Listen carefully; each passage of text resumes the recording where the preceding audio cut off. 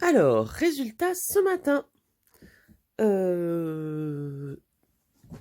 En croisant les doigts. Mais bon.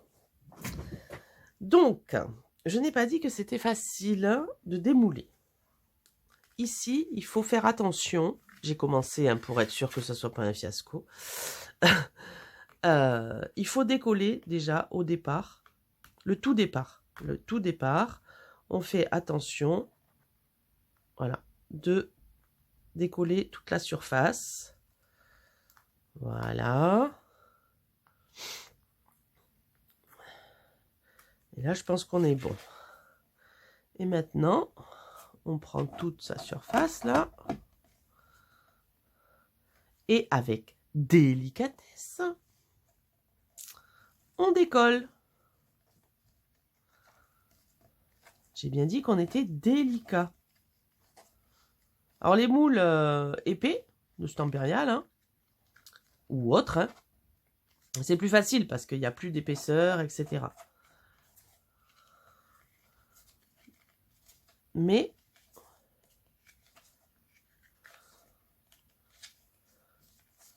hop. Alors, bien évidemment, je répète, hein, la cream paste de Stamperia, notamment, c'est celle que je connais, est très bien. Voilà, quand on veut des choses plus fines, plus précises. Par contre, à mon avis, c'est à utiliser, voilà, pour des projets particuliers, parce que le coût est quand même, voilà, onéreux. Ce qui n'est pas le cas ici. Donc, à chaque fois, on vérifie qu'on a les bords qui viennent, etc. Parce que moi, je les utilise en... Comment on appelle ça? Je découpe des morceaux.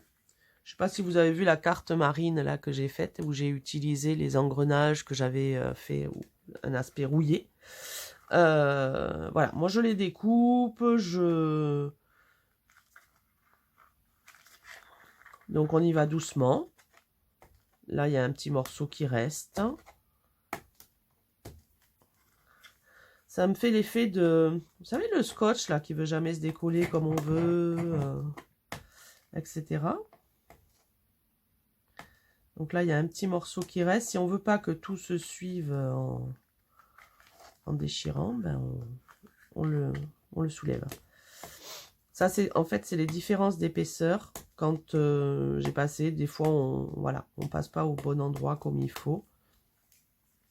Et du coup...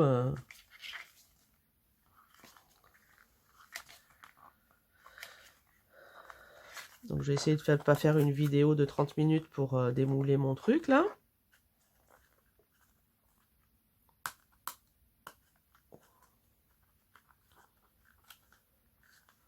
Hop. Donc là, on a... Et là, j'avais jamais fait les deux côtés.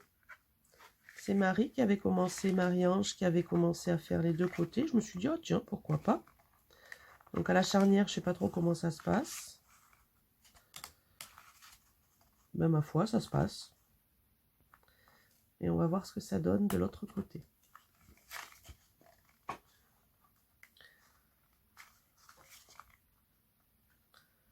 Ouais, de l'autre côté, c'est moins évident, je pense. Pourquoi?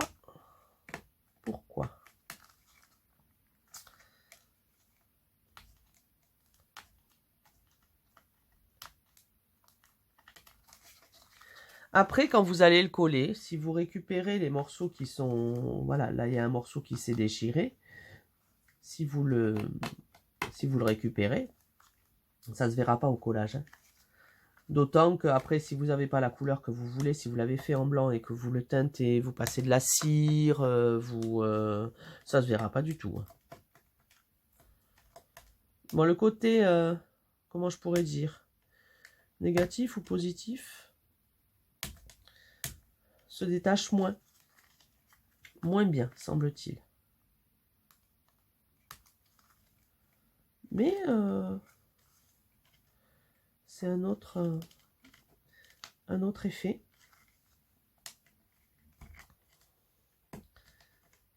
Alors, on me posait la question de savoir quel était l'intérêt par rapport à passer sa feuille et faire directement sur le papier. Je ne sais pas si ça vous arrive, voilà. Mais moi, souvent, j'ai des créations qui sont plus grandes que ma Big Shot. Et ça me permet de mettre du volume ou quelque chose au centre de ma création ou là où je veux exactement, sans passer par la Big Shot. Et puis après, le volume est quand même bien différent. Donc là, je vous dis, hein, le négatif est plus difficile à décoller.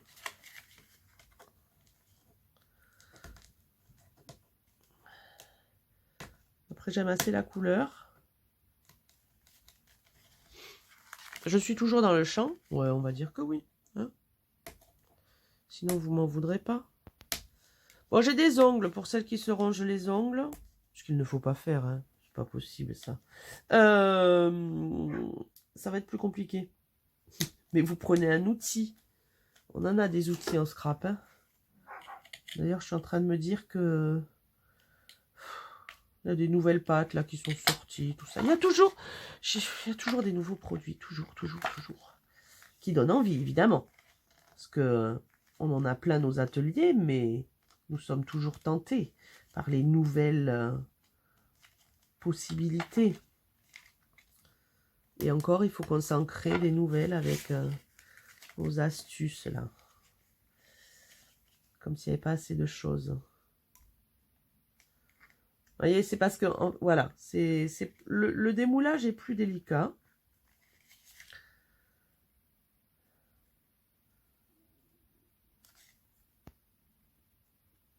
Donc là, je viens avec mon... Oui, alors là, je sais, il ne faut pas le faire. Hein. Non, c'est une mauvaise idée. L'idée, c'est pas de casser son pinceau d'embossage. Mais si vous le faites à l'ongle, il ne va rien se passer. Hein. Ce côté-là se déchire davantage.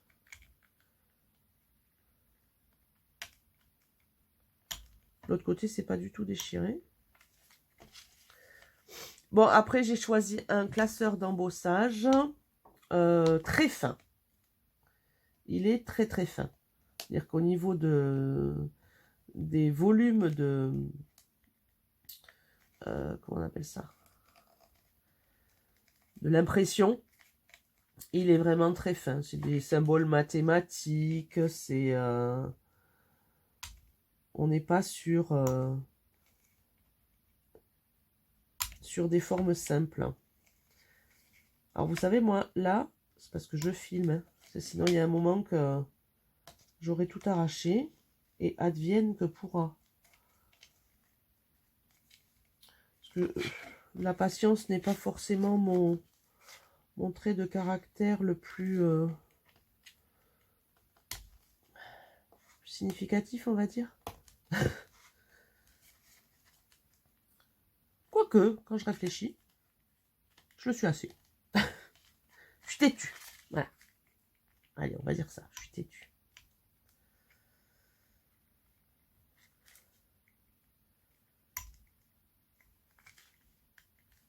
Bon, allez, je l'arrache. Hein. C'est pas grave.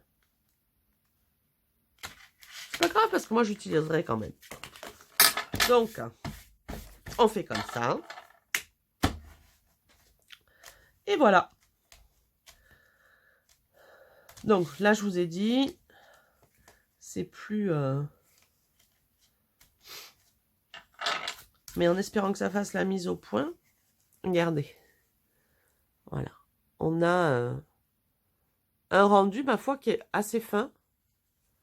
Alors, les bords, tout ça, c'est pas très grave, hein, parce qu'après, vous le collez.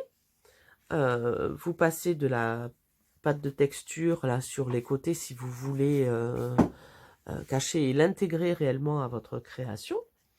Pâte de texture maison aussi. Enfin, moi, je fais avec la recette de Marie-Ange, qui va très bien. Et voilà. Voilà le résultat.